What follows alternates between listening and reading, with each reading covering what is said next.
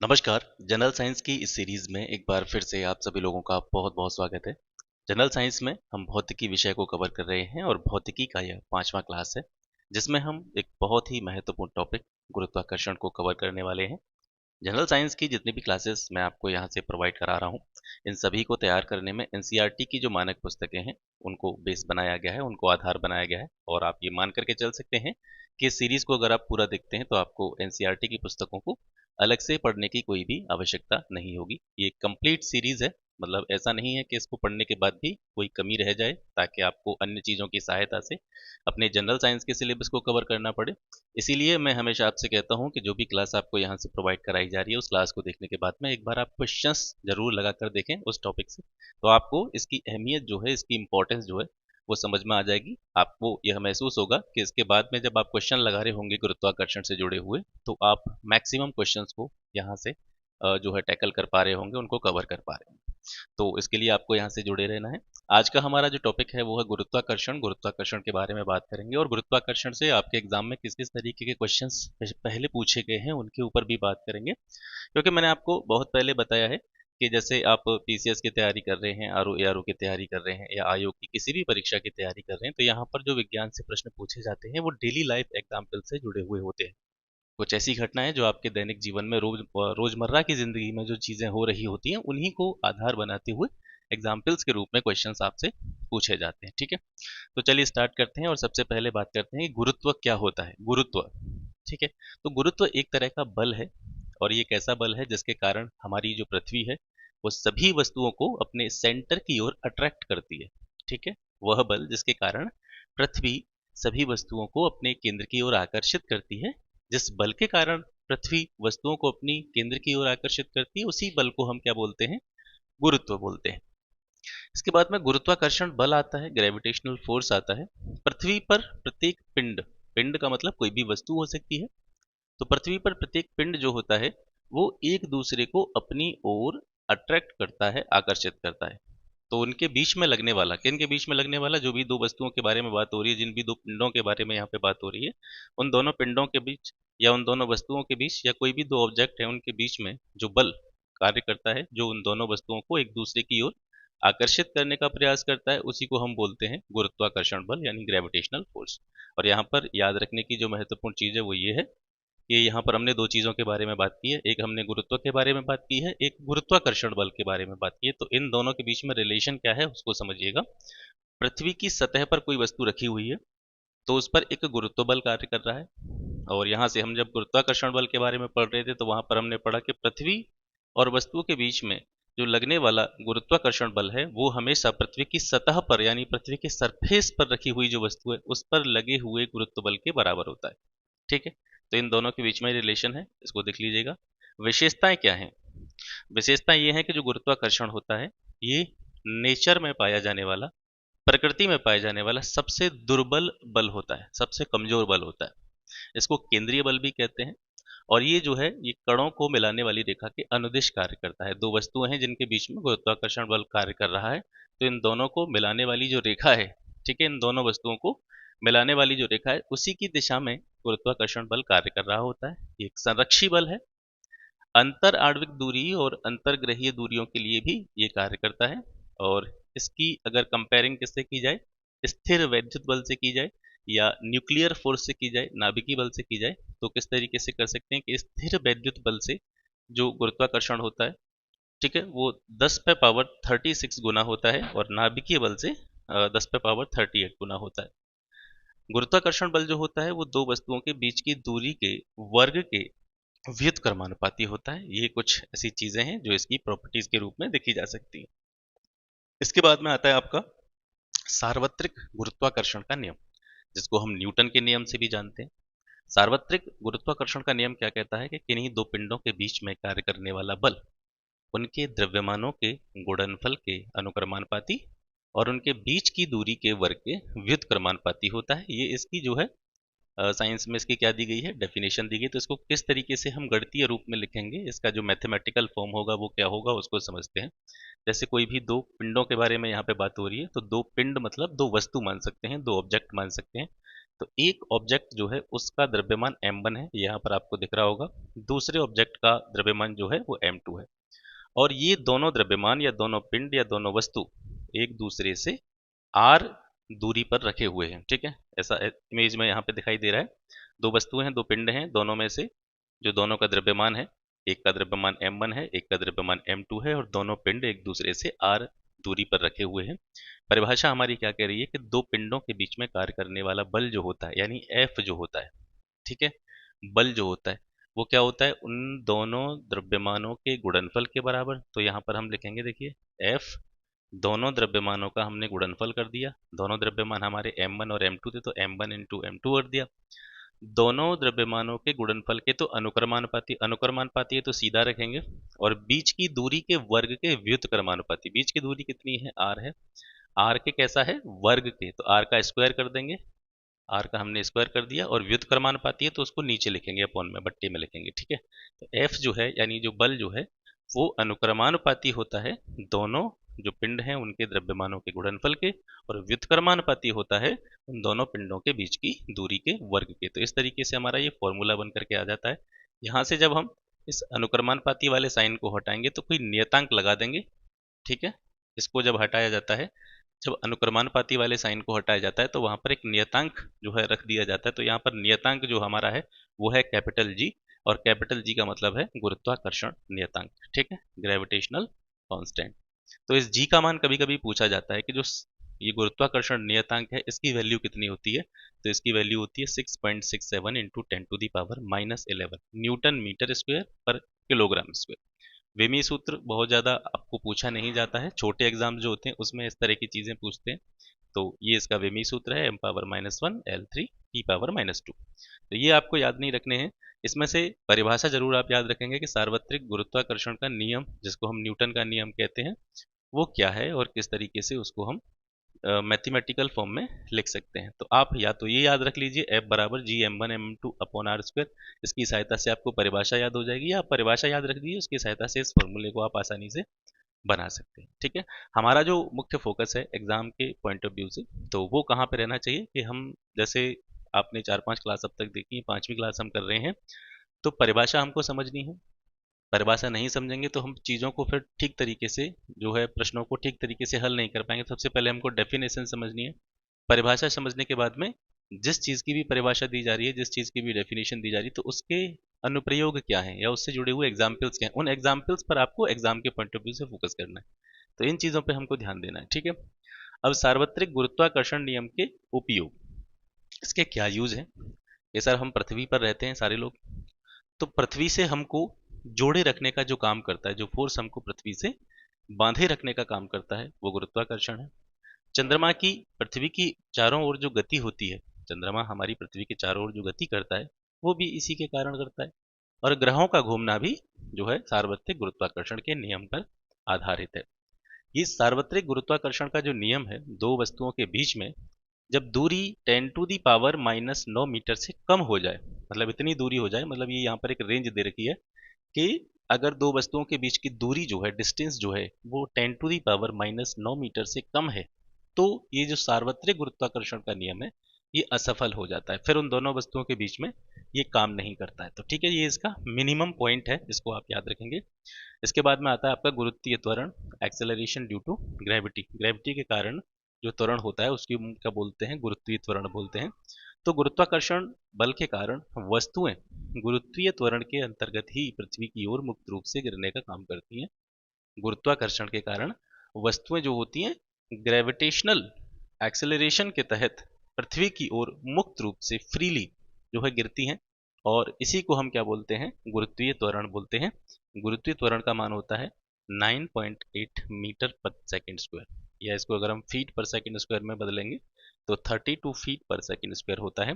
ये गुरुत्वीय त्वरण की वैल्यू है, इसको जी से रिप्रेजेंट करते हैं, इसका मान याद रखेंगे। ठीक है, अब कुछ इंपॉर्टेंट पॉइंट आपके एग्जाम के पॉइंट ऑफ व्यू से, ये जो है बहुत जरूरी है, इसको याद रखिएगा, प्रश्न आपका यहां से बनता है। ठीक है तो आपसे पूछा जाता है, कई बार आपने देखा होगा कि पृथ्वी तल से, यानी पृथ्वी का जो सरफेस है, उस सरफेस से हम नीचे जाएं, या किसी भी वस्तु को पृथ्वी की सतह से नीचे ले जाया जाए, या फिर किसी भी वस्तु को पृथ्वी की सतह से ऊपर की ओर ले जाया जाए, दोनों ही कंडीशंस में जी का मान यानी गुरुत्वीय त्वरण का मान कम होता है, घटता है। पहला पॉइंट इंपॉर्टेंट है, याद रखेंगे।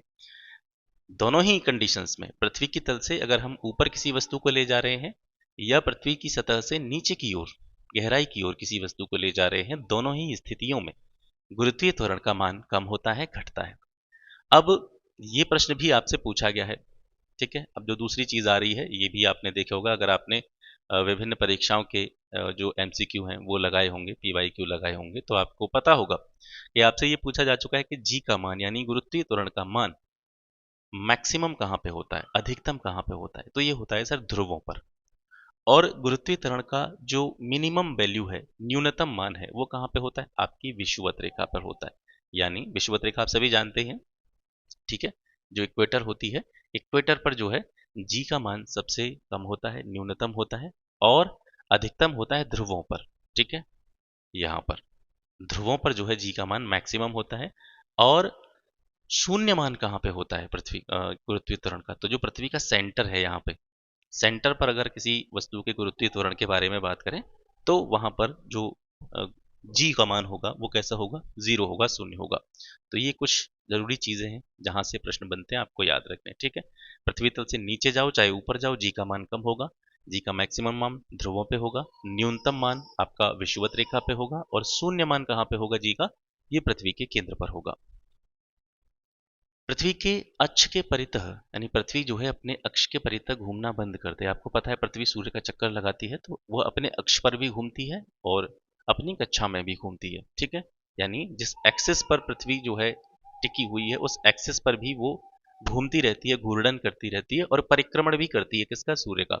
तो पृथ्वी अगर अपनी अक्ष के परितः अपनी एक्सिस के चारों ओर घूमना बंद कर दे तो क्या होगा, इस कंडीशन में क्या होगा, इस कंडीशन में जो गुरुत्वीय त्वरण है उसका मान बढ़ जाएगा। लेकिन ये जो बढ़ा हुआ मान होगा ये ध्रुवों पे नहीं होगा, समझिएगा।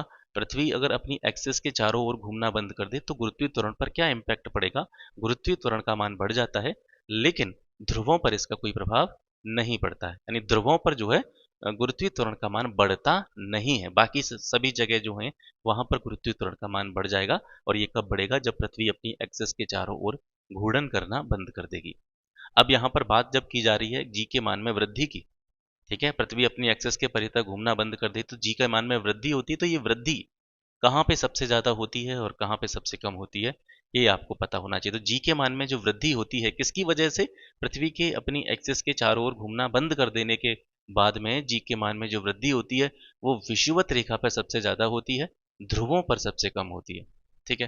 तो यहाँ से कंफ्यूज नहीं होना है, क्योंकि अभी हम थोड़ी देर पहले बात कर रहे थे कि ध्रुवों पर जो होता है जी का मान मैक्सिमम होता है और विषुवत रेखा पर न्यूनतम होता है। लेकिन यहाँ पर एक कंडीशन दी जा रही है, अगर पृथ्वी अपनी एक्सेस के चारों ओर घूर्णन करना बंद कर देगी तो जी का मान जो है सबसे ज्यादा कहाँ पे बढ़ेगा, विषुवत रेखा पर बढ़ेगा, जो कि जहां पर कि जनरली जो मान होता है वहां कैसा होता है, न्यूनतम होता है। लेकिन अगर एक्सिस के परितः पृथ्वी घूमना बंद कर देगी तो फिर उल्टा हो जाएगा, विषुवत रेखा पर जो है सबसे ज्यादा वृद्धि होगी जी के मान में, ठीक है, और सबसे कम वृद्धि ध्रुवों पर होगी।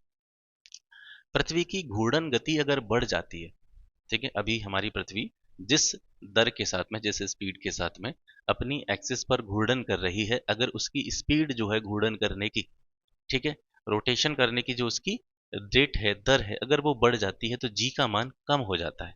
पृथ्वी की घूर्णन गति बढ़ने पर जी का मान कम हो जाता है। और यहाँ पर एक एग्जाम्पल की सहायता से हम समझ सकते हैं कि अगर जिस गति के साथ में वर्तमान में पृथ्वी घूर्णन कर रही है अपनी एक्सिस पर, अगर उसकी गति को 17 गुना बढ़ा दिया जाए, वर्तमान में पृथ्वी अपनी एक्सेस पर जिस गति के साथ में, जिस स्पीड के साथ में घूर्णन कर रही है, उसके घूर्णन को अगर 17 टाइम्स इंक्रीज कर दिया जाता है, तो कोई वस्तु जो कहाँ पे रखी है, भूमध्य रेखा पर, भूमध्य रेखा मतलब वही विषुवत रेखा, उसी की बात हम कर रहे हैं, एक ही बात है, भूमध्य रेखा विषुवत रेखा। तो वर्तमान गति से अगर 17 गुना बढ़ा दिया जाता है पृथ्वी की गति को, तो कोई वस्तु जो भूमध्य रेखा पर रखी होगी उसका भार जो होगा वो शून्य हो जाएगा सर, ठीक है। इस तरीके के प्रश्न पूछे जाते हैं, ठीक है। इसके बाद में और देखते हैं लोलक, जिसके बारे में मैंने आपको पहले भी पढ़ाया है, पेंडुलम जिसको कहते हैं। तो पेंडुलम को अगर मैदानी क्षेत्र से, ठीक है, मैदानी क्षेत्र से अगर पहाड़ों पर ले जाया जाए तो उसकी गति धीमी हो जाती है, लोलक धीमा हो जाता है। क्योंकि आपको पता है कि जैसे जैसे हम मैदानी क्षेत्र से ऊंचाई की ओर बढ़ते हैं, ऊपर की ओर बढ़ते हैं। पहाड़ों पर जाएंगे तो जनरल सी बात है हम ऊंचाई पर जाएंगे, और ऊंचाई पर जाने पर क्या होता है, जी का मान यानी गुरुत्वीय त्वरण का मान कम हो जाता है। मैंने आपको बताया था चाहे हम नीचे जाओ पृथ्वी तल से, चाहे ऊपर जाओ, दोनों ही कंडीशंस में गुरुत्वीय त्वरण की जो वैल्यू होती है वो कम हो जाती है। तो जब लोलक को हम मैदानी भाग से पहाड़ों पर ले जाते हैं तो वो धीमा हो जाता है, क्योंकि जी के मान में कमी हो जाती है, और जी का मान कम होने से क्या होता है, लोलक का जो आवर्तकाल होता है वो बढ़ जाता है। इसी का अनुप्रयोग है कि जैसे टेनिस बॉल है, ठीक है, टेनिस बॉल जो सभी आपने यूज की होगी, खेलते होंगे। टेनिस बॉल को पहाड़ों पर उछालने पर वो मैदानी भाग की अपेक्षा अधिक ऊंचाई तक जाती है। जैसे आप किसी ग्राउंड में हैं, मैदानी क्षेत्र में हैं, और मैदानी क्षेत्र में आप टेनिस बॉल को ऊपर उछाल रहे हैं, हवा में उछाल रहे हैं, तो जितनी ऊंचाई तक मैदानी क्षेत्र में आप टेनिस बॉल को उछाल पाएंगे, अगर आप जाएंगे पहाड़ों की तरफ और पहाड़ों पर उस टेनिस बॉल को उछाल करके देखेंगे, तो मैदानी क्षेत्र की अपेक्षा आप उसको ज्यादा ऊंचाई तक उछाल पाएंगे। क्यों? यहाँ पर भी कारण यही है, क्योंकि जी के मान में कमी हो जाती है, गुरुत्वीय त्वरण के मान में कमी हो जाती है, क्योंकि ग्रेविटेशनल फोर्स जो है वो थोड़ा सा कम काम करता है। पृथ्वी ध्रुवों पर चपटी होती है, पृथ्वी ध्रुवों पर थोड़ी सी कैसी है, चपटी है। तो इस प्रकार ध्रुवों पर पृथ्वी की त्रिज्या भूमध्य रेखा से कम होती है, इसीलिए भूमध्य रेखा पर जी का मान जो है वो कैसा होता है, ध्रुवों से कम होता है। ठीक है, तो ये कुछ जरूरी चीजें थी जो आपके एग्जाम से जो है एग्जाम की दृष्टि से महत्वपूर्ण हो सकती हैं, यहीं से क्वेश्चन बनते हैं। इसके बाद में हम बात करते हैं भार और द्रव्यमान के बारे में, वेट एंड मास। देखिए, भार और द्रव्यमान जब हम पढ़ते हैं, ये इन दोनों शब्दों को देखते हैं, चाहे हम भार की बात करें चाहे हम द्रव्यमान की बात करें, तो हमको ऐसा लगता है कि दोनों चीजें एक ही हैं, लेकिन ये दोनों चीजें एक नहीं होती हैं। तो पहले भार के बारे में जानते हैं कि भार क्या होता है।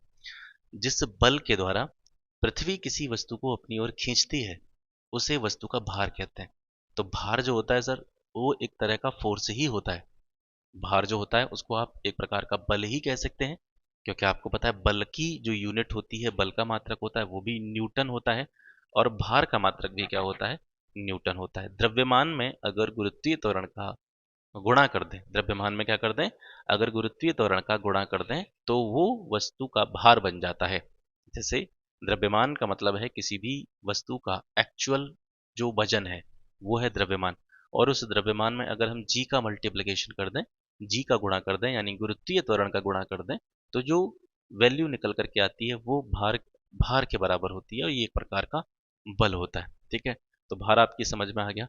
वस्तु का द्रव्यमान सदैव नियत रहता है। जैसे मान करके चलिए कि कोई ईंट है, ईंट का वजन जो है वो चेंज नहीं होगा। ईंट का वजन मान के चलिए 2 किलो है, तो वो 2 किलो ही उसका वजन रहेगा, आज भी 2 किलो रहेगा, कल भी 2 किलो रहेगा। तो वो द्रव्यमान है। द्रव्यमान कैसा रहता है, हमेशा कांस्टेंट रहता है, वो बदलता नहीं है, और ये पृथ्वी से जुड़ा रहता है, संलग्न रहता है। तो यहाँ पर हम समझते हैं कि जब किसी वस्तु का द्रव्यमान है, कोई द्रव्यमान है, मान के चलिए हमने m द्रव्यमान ले लिया, तो वस्तु का भार क्या होगा, भार निकालना है तो मैंने आपको बताया द्रव्यमान में गुरुत्वीय त्वरण का गुणा कर देते हैं, जी का मल्टीप्लिकेशन हो जाता है। तो किसी वस्तु का वजन m है, और m में हमने जी का मल्टीप्लिकेशन कर दिया, तो अब ये जो mg बना, ये mg वस्तु का क्या है, भार है, इसको w से रिप्रेजेंट करते हैं। ऐसा ही यूनिट इसकी न्यूटन होती है, जो कि बल का मात्रक होता है, बल का मात्रक और भार का मात्रक एक ही होता है। और भार भी जो है वो कैसी राशि है, एक वेक्टर क्वांटिटी है, सदिश राशि है। और भार का मान जो है अधिकतम कहाँ पे होता है, ध्रुवों पे होता है। ध्रुवों पर किसी भी वस्तु का भार मैक्सिमम होता है, और किसी भी वस्तु का जो भार होता है, भार की बात कर रहे हैं हम, द्रव्यमान की बात नहीं कर रहे हैं। किसी भी वस्तु का जो न्यूनतम भार होता है वो कहाँ पे होता है, विषुवत रेखा पर होता है, और पृथ्वी के केंद्र पर अगर किसी वस्तु को रख दिया जाए तो वहां पर उस वस्तु का भार जो है, द्रव्यमान नहीं, उस वस्तु का जो भार जो है वो कैसा हो जाएगा, शून्य हो जाएगा। 1 किलोग्राम द्रव्यमान, जैसे अब आप यहाँ से समझेंगे कि भाई 1 किलो किसी चीज का वजन है, 1 किलो किसी चीज का द्रव्यमान है, तो उसका भार कितना होगा। तो यहाँ पर जी से मल्टीप्लिकेशन कर देंगे हम। देखिए, एक है किसी भी वस्तु का द्रव्यमान है, मैंने क्या बताया था, द्रव्यमान से जब आप भार में किसी चीज को देखना चाहते हैं तो उसमें जी का मल्टीप्लिकेशन कर दो, और जी की वैल्यू मैंने आपको बताई कितनी होती है, 9.8 मीटर पर सेकंड स्क्वायर। तो 9.8 इंटू 1 करेंगे तो 9.8 ही रहेगा, न्यूटन इसका जो है मात्रक है, तो 9.8 न्यूटन के बराबर होगा 1 किलो द्रव्यमान। ठीक है, वस्तु का भार जो है वो नियत नहीं होता है। हमने ऊपर देखा द्रव्यमान कैसा होता है, नियत रहता है, किसी भी वस्तु का वजन 2 किलो है तो 2 किलो ही रहेगा। लेकिन भार के साथ ऐसा नहीं होता है, भार कांस्टेंट नहीं होता है। जी के मान में जैसे जैसे परिवर्तन आते हैं, गुरुत्वीय त्वरण के मान में जिस तरीके से परिवर्तन आता है, उसके साथ में भार में भी जो है परिवर्तन होता रहता है, भार भी जो है वो बदलता रहता है। अब यहाँ पर भार के बारे में देखते हैं कि वास्तविक भार और आभासी भार क्या होते हैं। मैंने पिछली क्लास में आपको लिफ्ट वाला एग्जाम्पल दिया था, तो कुछ चीज़ें आपको वहाँ से पता चल गई होंगी कि आभासी भार क्या होता है, वास्तविक भार क्या होता है। तो यहाँ पर आपको ज़्यादा दिक्कत नहीं आएगी, ठीक है। और वास्तविक भार वह भार है जो पृथ्वी की सतह पर महसूस किया जाता है। जैसे आप पृथ्वी की सतह पर बैठे हुए हैं, आप अपने अंदर जो भार महसूस कर रहे हैं वो आपका एक्चुअल भार है, वो आपका वास्तविक भार है। लेकिन जैसे मान करके चलिए आप किसी लिफ्ट में बैठे हुए हैं, नीचे से ऊपर गति कर रहे हैं, तो या ऊपर से नीचे की ओर लिफ्ट में गति कर रहे हैं, मुक्त रूप से लिफ्ट ऊपर नीचे जा रही है, आ रही है, तो वहां पर आप देखेंगे आप अपने भार में कुछ परिवर्तन महसूस करेंगे। जैसे आप किसी झूले पर झूल रहे हैं, तो झूला नीचे से ऊपर जाए या ऊपर से नीचे की तरफ जब तेजी से आता है, तो आपको अपना शरीर में जो भार होता है उसमें परिवर्तन महसूस होता है। ये आप सभी ने महसूस किया होगा। तो वो जो परिवर्तन जी के कारण, यानी जब आप नीचे से ऊपर जाते हैं या ऊपर से नीचे की तरफ आ रहे हो, तो वहां पर क्या काम कर रहा होता है, गुरुत्वीय त्वरण काम कर रहा होता है। जब आप नीचे से ऊपर की ओर गति कर रहे हैं या ऊपर से नीचे की ओर गति कर रहे हैं, तो वहां पर क्या काम कर रहा होता है, गुरुत्वीय त्वरण काम कर रहा होता है। और इसी की वजह से हमारा जो भार होता है उसमें हमको परिवर्तन महसूस होता है, कुछ चेंजेस महसूस होते हैं, और इसी को हम आभासी भार कहते हैं, ठीक है। और वास्तविक भार वही है, जैसे आप पृथ्वी पर बैठे हुए हैं या आप मान के चलिए आप घर में बैठे हुए हैं, ये बैठ करके आप अपनी कुर्सी पे या बेड पे कहीं पे भी ये क्लास देख रहे होंगे, तो जो आपका एक्चुअल भार है वो इस स्थिति में होता है। लेकिन इसी से अगर आप नीचे जाओ, ऊपर जाओ, तो वहां पर गुरुत्वीय त्वरण काम करता है और उसकी वजह से हमारे भार में कुछ परिवर्तन महसूस होता है, उसी को हम आभासी भार कहते हैं। भारहीनता क्या है? भारहीनता का मतलब है आभासी भार शून्य होना। भारहीनता का मान क्या है? आभासी भार शून्य होना। मैंने आपको पिछली क्लास में एक एग्जाम्पल दिया था कि जब लिफ्ट उतरते समय अगर अचानक डोरी टूट जाती है, लिफ्ट में आप बैठे हुए हैं, लिफ्ट में आप खड़े हुए हैं और लिफ्ट नीचे उतर रही है, और उतरते समय क्या हुआ, अचानक से लिफ्ट की जो डोरी है जिसकी सहायता से लिफ्ट जो है वो बंधी हुई है, वो डोरी अगर टूट जाए तो लिफ्ट जो है वो मुक्त रूप से नीचे गिरना स्टार्ट कर देगी। तो इस टाइम पे क्या होगा, व्यक्ति भारहीनता का अनुभव करेगा, ठीक है। उसको ऐसा लगेगा उसके अंदर किसी भी प्रकार कोई भार है ही नहीं, वजन उसको शून्य सा लगेगा, अपना शून्यता की ओर चला जाएगा। कृत्रिम उपग्रह के अंदर बैठा व्यक्ति अंतरिक्ष में भारहीनता का अनुभव करता है। जो अंतरिक्ष यात्री होते हैं, जो किसी भी कृत्रिम उपग्रह के अंदर हैं, जब वो अंतरिक्ष में पहुंचते हैं, स्पेस में पहुंचते हैं, तो उनको अपना भार जो है वो शून्य अनुभव होता है, वो भारहीनता का अनुभव करते हैं। आगे देखते हैं, यदि पृथ्वी की अपने अक्ष के चारों ओर कोणीय चाल, पृथ्वी की अपने अक्ष के चारों ओर जो उसकी एंगुलर वेलोसिटी है, कोणीय चाल है, वो 1/800 रेडियन प्रति सेकंड से अधिक हो जाए, पृथ्वी की अपने अक्ष के चारों ओर जो कोणीय चाल है अगर वो इस वैल्यू से ज्यादा हो जाए, तो व्यक्ति भूमध्य रेखा पर भारहीनता का अनुभव करेगा। भूमध्य रेखा पर जो व्यक्ति होगा वो ऐसा महसूस होगा उसको, यानी जो चीज हम अभी बता रहे थे कि अगर आप लिफ्ट में बैठे हैं, लिफ्ट की डोरी टूट जाए, ऊपर से लिफ्ट नीचे की ओर मुक्त रूप से गिरना प्रारंभ कर रही है, तो उस टाइम पर आपको भारहीनता का अनुभव होता है। और यही भारहीनता का अनुभव भूमध्य रेखा पर कब महसूस होता है या कब महसूस होगा, मतलब ये एक उदाहरण आपको दिया जा रहा है। ऐसा है नहीं कि पृथ्वी 1/800 रेडियन पर सेकंड से ज्यादा की चाल से गति करने लगे, कोणीय चाल उसकी जो है इससे ज्यादा हो जाए। तो ये केवल एक पॉसिबिलिटी बताई जा रही है कि अगर पृथ्वी अपने अक्ष के चारों ओर इस कोणीय चाल से ज्यादा की चाल से गति करती है, तो कोई व्यक्ति अगर भूमध्य रेखा पर होगा तो वो भारहीनता का अनुभव करेगा। चंद्रमा पर वस्तु का भार, इसके बारे में बात करते हैं। यहाँ से प्रश्न कई बार पूछा गया है। चंद्रमा पर जो गुरुत्वीय त्वरण का मान होता है वो पृथ्वी पर गुरुत्वीय त्वरण के मान का 1/6 होता है, ठीक है। चंद्रमा पर गुरुत्वीय त्वरण का मान जो होता है, जी का मान जो होता है, वो पृथ्वी पर गुरुत्वीय त्वरण के मान का 1/6 होता है। तो ये पूछा गया है, यही स्टेटमेंट पूछा गया, ठीक है। तो इससे क्या होता है कि चंद्रमा पर वस्तु का जो भार होता है, भाई भार का सीधा संबंध किससे है, जी से है। तो चंद्रमा पर जो वस्तु का भार होगा वो भी पृथ्वी पर वस्तु के भार का 1/6 होगा, ठीक है। जैसे मान करके चलिए चंद्रमा पर किसी वस्तु का भार कितना है, 24 kg है, और पृथ्वी पर वस्तु का भार कितना होगा, तो इसका 1/6 होगा, यानी 4 kg, ठीक है। इसके बाद में भू स्थिर उपग्रह, इनके बारे में बात करते हैं। जियो स्टेशनरी या पार्किंग सैटेलाइट्स, इनको बोलते हैं हम भू स्थिर उपग्रह। तो पृथ्वी के तल से या पृथ्वी के सरफेस से 35,830 यानी लगभग 36,000 किलोमीटर की ऊंचाई पर, ये एक्चुअल डिस्टेंस है 35,830, और इसको अगर हम एक राउंड फिगर में ले लें तो इसको 36,000 किलोमीटर हम कह सकते हैं। तो 36,000 किलोमीटर ही आपको याद रखना है। तो पृथ्वी की सतह से, पृथ्वी के सरफेस से, पृथ्वी के तल से 36,000 किलोमीटर की ऊंचाई पर 12,200 किलोमीटर की त्रिज्या की कक्षा में पृथ्वी की परिक्रमा पश्चिम से जो है पूर्व करने का काम करते हैं। ठीक है, जो भूस्थिर उपग्रह होते हैं वो पृथ्वी तल से कितनी ऊंचाई पर, 36,000 किलोमीटर की ऊंचाई पर, और 12,200 किलोमीटर त्रिज्या की कक्षा में पृथ्वी का क्या करते हैं, परिक्रमा करते हैं। और इसकी दिशा जो परिक्रमा की होती है वो पश्चिम से पूर्व होती है। इनका आवर्त काल जो होता है वो 24 घंटे होता है, यानी 24 घंटे में ये एक परिक्रमा पूरी करते हैं। और कक्षा की त्रिज्या होती है वो लगभग 42,000 किलोमीटर होती है। रेखीय चाल जो होती है भू स्थिर उपग्रहों की वो 3.1 किलोमीटर पर सेकंड होती है, यानी एक सेकंड में 3.1 किलोमीटर ये गति करते हैं। भारत के तुल्यकाली उपग्रह इनसैट 2B, इनसैट 2C, ये जो नाम है ये भारत के कुछ तुल्यकाली उपग्रहों के नाम है। इसके बाद में आते हैं ध्रुवीय उपग्रह, पोलर सैटेलाइट। पृथ्वी के चारों ओर ध्रुवीय कक्षा में परिक्रमण करने का ये काम करते हैं ध्रुवीय उपग्रह।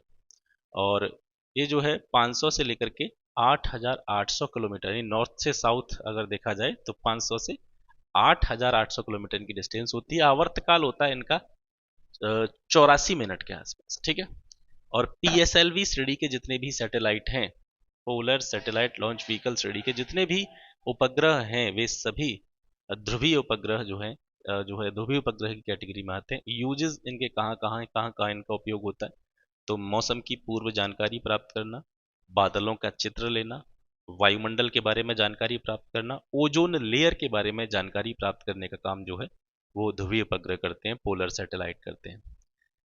कृत्रिम उपग्रहों के क्या उपयोग हैं? कृत्रिम उपग्रहों के उपयोग जैसे रेडियो संचार में ये काम आते हैं। दूरदर्शन पर जो आप कार्यक्रम देखते हैं, टीवी वगैरह देखते हैं, तो वो भी इन्हीं की वजह से संभव हो पाता है। टेलीफोन पर आप बात करते हैं ये भी कृत्रिम उपग्रहों की सहायता से ही संभव हो पाता है। सूर्य से आने वाला जो विकिरण होता है, रेडिएशन होता है, उसकी स्टडी भी इन्हीं की सहायता से की जाती है। वायुमंडल के ऊपरी क्षेत्रों का अध्ययन किया जाता है, मौसम के बारे में पूर्व जानकारी जुटाई जाती है। उल्का पिंडों के अध्ययन में भी इनका बड़ा महत्व है। उपग्रह की ऊर्जा, एनर्जी ऑफ सैटेलाइट। उपग्रह की ऊर्जा को हम बोलते हैं बंधन ऊर्जा। क्या बोलते हैं? उपग्रह की एनर्जी को, ठीक है, energy of satellite is called binding energy, बंधन ऊर्जा। तो उपग्रह को ऊपर भेजने के लिए एक स्थितिज ऊर्जा की आवश्यकता होती है। उपग्रह को निश्चित कक्षा की ऊंचाई तक भेजने के लिए गतिज ऊर्जा की आवश्यकता होती है। और यहाँ पर जब बंधन ऊर्जा की हम बात कर रहे हैं, यानी उपग्रह की ऊर्जा की बात कर रहे हैं, तो ये कुल ऊर्जा होती है। यानी उपग्रह को ऊपर भेजने के लिए जो स्थितिज ऊर्जा जरूरी होती है और उपग्रह को एक निश्चित कक्षा की ऊंचाई तक भेजने के लिए जिस गतिज ऊर्जा की आवश्यकता होती है, इन दोनों का योग जो है उपग्रह की बंधन ऊर्जा कहलाता है, कुल ऊर्जा कहलाता है। तो बंधन ऊर्जा का या उपग्रह की ऊर्जा का मतलब है स्थिर ऊर्जा और गतिज ऊर्जा का योग। स्टैटिक एनर्जी और काइनेटिक एनर्जी का जो योग है वो बंधन ऊर्जा या कुल ऊर्जा कहलाता है। ठीक है, इसको गणितीय रूप में इस फॉर्मूले की सहायता से व्यक्त किया जाता है, E = GMM/2R। ठीक है, बंधन ऊर्जा हमेशा कैसी होती है? ऋणात्मक होती है। ये आप याद रखेंगे, बंधन ऊर्जा हमेशा कैसी होती है? ऋणात्मक होती है, इसका मान हमेशा नेगेटिव होता है। इसके बाद में केपलर के नियम पढ़ते हैं। केपलर के ग्रहों की गति संबंधी जो नियम है, यहाँ से भी कई बार प्रश्न पूछा जाता है। तो क्योंकि इनका मैथमेटिकल जो उपयोग है वो ज़्यादा है, और यहाँ पर हम मैथमेटिकल वे में नहीं जाएंगे क्योंकि हमारे एग्जाम में जो क्वेश्चन पूछे जाते हैं वो कॉन्सेप्ट बेसिस क्वेश्चन होते हैं। तो बस जो चीज़ें ज़रूरी हैं उन्हीं पर ध्यान देंगे। केपलर के नियमों के बारे में हम पढ़ रहे हैं। तो केपलर एक साइंटिस्ट थे और इन्होंने टाइको ब्रेह नामक वैज्ञानिक के खगोलीय परीक्षणों के आधार पर 3 नियम प्रतिपादित किए जिनको केपलर के नियमों के नाम से जाना जाता है। तो 3 नियम कौन कौन से हैं? पहला नियम, ये प्रश्न जो पहला जो आपको टाइटल लिखा दिख रहा है, प्रथम नियम, कक्षाओं का नियम, यहीं से प्रश्न पूछा जा चुका है कि केपलर के किस नियम को कक्षाओं का नियम कहते हैं। तो ये प्रथम नियम को जो है केपलर का कक्षाओं का नियम कहा जाता है। और ये नियम क्या कहता है? ये नियम कहता है कि प्रत्येक ग्रह सूर्य के चारों ओर दीर्घ वृत्ताकार कक्षा में गति करता है। प्रत्येक ग्रह सूर्य के चारों ओर किस कक्षा में गति करता है? दीर्घ वृत्ताकार। इनका मार्ग जो होता है वो दीर्घ वृत्त के आकार का होता है। सूर्य उस दीर्घ वृत्त के किसी एक फोकस पर या नाभि पर जो है स्थित होता है। ठीक है, ये पहला नियम है। द्वितीय नियम है, इसको हम बोलते हैं क्षेत्रीय चाल का नियम। केपलर के दूसरे नियम को हम क्षेत्रीय चाल के नियम से जानते हैं। किसी भी ग्रह को सूर्य से मिलाने वाली रेखा समान समयांतरालों में समान दूरी तय करती है, अर्थात द्वितीय नियम के आधार पर यह कहा जा सकता है कि ग्रह की जो क्षेत्रीय चाल होती है वो नियत रहती है। इसी वजह से दूसरे नियम को हम क्षेत्रीय चाल का नियम कहते हैं। तीसरा नियम है, इसको हम बोलते हैं परिक्रमण कालों का नियम। केपलर का जो थर्ड लॉ है उसको परिक्रमण कालों के नियम के नाम से जाना जाता है। तो सूर्य के चारों ओर किसी ग्रह द्वारा एक पूरा चक्कर लगाने में जो समय लगता है उसको टी स्क्वायर से रिप्रेजेंट करते हैं। तो ये जो समय है टी स्क्वायर, ये उसकी दीर्घवृत्ताकार कक्षा के अर्ध दीर्घाक्ष यानी ए की तृतीय घात के अनुक्रमानुपाती होता है। यानी इसका जो गणितीय रूप है वो है टी स्क्वायर अनुक्रमानुपाती है ए क्यू के। ठीक है, यहाँ से जब अनुक्रमानुपाती के साइन को हटाते हैं तो बराबर लगा के कोई नियतांक यहाँ पे रख देते हैं। तो ये फॉर्मूला इस तरीके से हो जाता है, T square is equal to K A power 3। ठीक है, इसके बाद में बात करते हैं उपग्रह के कक्षीय वेग के बारे में। ये इंपॉर्टेंट है, यहाँ से प्रश्न पूछा गया है, इसको थोड़ा सा समझिएगा। कक्षीय वेग और पलायन वेग, यहाँ से अक्सर करके प्रश्न बनता है आपका। उपग्रह का कक्षीय वेग क्या है? उपग्रह को अपनी कक्षा में अपने ऑर्बिट में घूमने के लिए जिस जिस न्यूनतम वेग की आवश्यकता होती है, यानी उपग्रह को अपने ऑर्बिट में घूमने के लिए जिस न्यूनतम वेग की आवश्यकता होती है उसी न्यूनतम वेग को हम उपग्रह के कक्षीय वेग के नाम से जानते हैं। इसका फॉर्मूला है, फॉर्मूले पे आपको ध्यान नहीं देना है। और यहाँ पर देखेंगे, यदि उपग्रह पृथ्वी की सतह के पास गति कर रहा है, यदि कोई उपग्रह पृथ्वी की सतह के पास गति कर रहा है तो उसका कक्षीय वेग कितना होता है? लगभग 8 किलोमीटर प्रति घंटा के जो है वेग से गति करता है। तो ये याद रखेंगे, 8 किलोमीटर प्रति घंटे के आसपास जो होता है वो इसका कक्षीय वेग होता है। किस कंडीशन में होता है? जब कोई सैटेलाइट पृथ्वी की सरफेस के पास में गति कर रहा होता है। यदि उपग्रह का कक्षीय वेग जो है वो ज्यादा हो जाता है, उपग्रह का कक्षीय वेग जो है वो ज्यादा हो जाता है, तो उपग्रह में वृत्तीय गति नहीं होगी। पहली कंडीशन, उपग्रह का कक्षीय वेग अगर ज्यादा हो जाता है तो उपग्रह में वृत्तीय गति नहीं होगी, उसकी गति कैसी होगी? सर्पिल पथ पर होगी, स्पाइरल उसकी जो है मोशन होगी, और अंत में वह स्पाइरल पथ पर घूमते हुए पृथ्वी पर गिर जाएगा। ये कब होगा? जब कक्षीय वेग ज्यादा हो जाए। अगर कक्षीय वेग पृथ्वी के वेग के बराबर हो जाए, अगर कक्षीय वेग पृथ्वी के वेग के बराबर हो जाए तो उपग्रह जो है वो वृत्तीय पथ पर गति करने लगेगा। और अगर कक्षीय वेग जो है वो पृथ्वी के वेग से कम हो जाता है तो पृथ्वी के परितः जो हमारा कह सकते हैं उपग्रह है वो क्या करेगा? दीर्घ वृत्ताकार कक्षा में चक्कर लगाता है। ये तीन स्थितियां हैं, आप याद रखेंगे कि कक्षीय वेग अगर पृथ्वी के वेग से ज्यादा हो जाए तो उपग्रह में किसी भी प्रकार की कोई वृत्तीय गति नहीं होगी, वो स्पाइरल पाथ पर गति करेगा और स्पाइरल पाथ पर गति करते करते क्या करेगा? पृथ्वी पर गिर जाएगा। दोनों की चाल अगर बराबर हो जाती है तो उसकी जो गति होगी वो वृत्तीय पथ पर होगी। और अगर कक्षीय वेग पृथ्वी के वेग से कम हो जाता है तो पृथ्वी के चारों ओर वो दीर्घ वृत्ताकार कक्षा में चक्कर लगाने लगता है। ये तीन स्थितियां हैं। इसके बाद में पलायन वेग आता है। पलायन वेग से हमेशा क्वेश्चन पूछा गया है, तो पहले तो समझते हैं कि पलायन वेग है क्या। पलायन का मतलब है निकल जाना या चले जाना। तो वह न्यूनतम वेग जिससे किसी पिंड को फेंका जाए तो वो पृथ्वी के गुरुत्वाकर्षण क्षेत्र से बाहर निकल जाए और ऐसा बाहर निकले कभी लौट करके ना आए। तो उस वेग को, जिस वेग से वह पिंड फेंका गया है, पलायन वेग कहेंगे हम। ठीक है, एस्केप वेलोसिटी बोलेंगे। महत्वपूर्ण क्या है कि जो पलायन वेग है, पलायन वेग का मान अलग अलग ग्रहों के लिए अलग अलग होता है। पहली चीज, पलायन वेग जो है वो अलग अलग ग्रहों के लिए अलग अलग होता है। पृथ्वी तल पर जो पलायन वेग का मान होता है वो 11.2 किलोमीटर पर सेकंड होता है। अब इसका मतलब क्या है?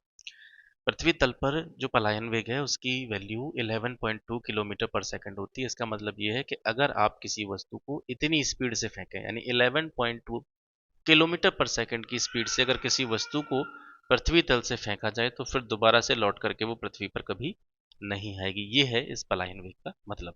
यानी एक सेकंड में अगर किसी वस्तु को 11.2 किलोमीटर तक फेंक दिया जाए, इस स्पीड से अगर किसी वस्तु को फेंका जा रहा है तो वो पृथ्वी के गुरुत्वाकर्षण क्षेत्र से बाहर निकल जाएगी। गुरुत्वाकर्षण क्षेत्र का मतलब क्या है कि एक पार्टिकुलर एक ऐसा रेंज है उस क्षेत्र में किसी वस्तु को अगर आप ऊपर फेंकेंगे तो वो नीचे ही आके गिरेगी, क्योंकि पृथ्वी वस्तुओं को अपनी ओर आकर्षित करने का गुण रखती है, जिसको हम गुरुत्वाकर्षण बोलते हैं।